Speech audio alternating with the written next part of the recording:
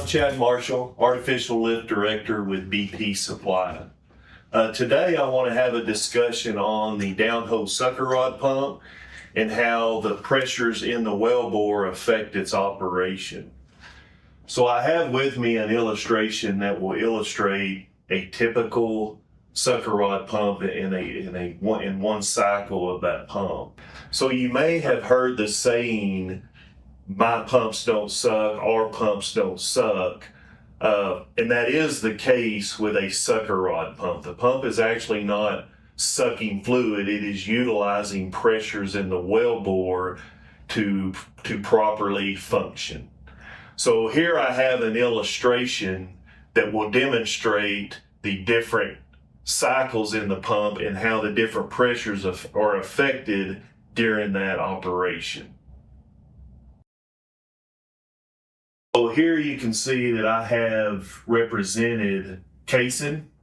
I have our casing annulus, and then you can see the tubing, and then obviously our sucker rod string attached to our pump itself.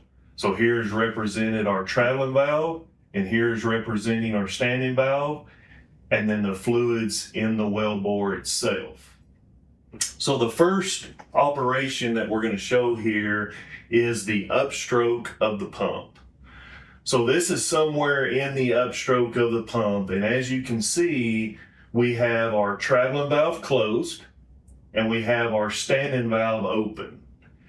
And the way this is happening is because we have our formation pressure has exceeded the pressure inside of our pump.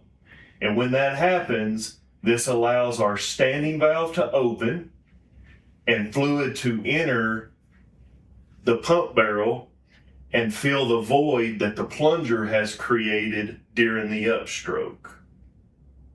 So next we move to the downstroke part of the cycle. And in this situation, you will see that our traveling valve is open and our standing valve is closed. And this is accomplished because at this point, now our internal pressure has exceeded our hydrostatic pressure, thus opening the traveling valve. So at this point, the traveling valve is open, the plunger now freely falls through the fluid. And then the next cycle, or the next operation to complete the cycle, will be the next part of the upstroke. And again, at this point, we have our traveling valve closed and we have our standing valve open. Again, our wellbore pressure has exceeded the internal pressure of our pump. And in that case, again, we are allowing our standing valve ball and seat to open. And again, to fill that void inside of the pump barrel with fluid. And at the same time, we are lifting that fluid to surface, ultimately putting fluid in our tanks.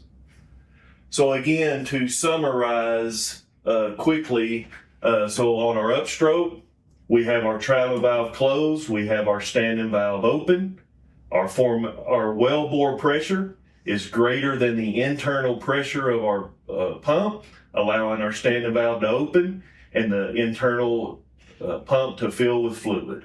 Then we move to our downstroke, opening our traveling valve, closing our standing valve, and allowing because of that, our pressures are greater inside the pump than the hydrostatic head. At that point, our traveling valve will open and our plunger will freely fall through the fluid. Then we move to the upstroke where our traveling valve closes, our standing valve opens, our wellbore pressure is now greater than the internal pressure of our pump, and now we lift fluid to surface from that point. So just a quick example of how a pump works. You probably have heard the terminology, maybe your pump company saying, our pumps don't suck. And that is a true statement. It's a play on words, but it is a true statement on how a pump operates downhole. Thank you for listening and tune in for future presentations from BP Supply.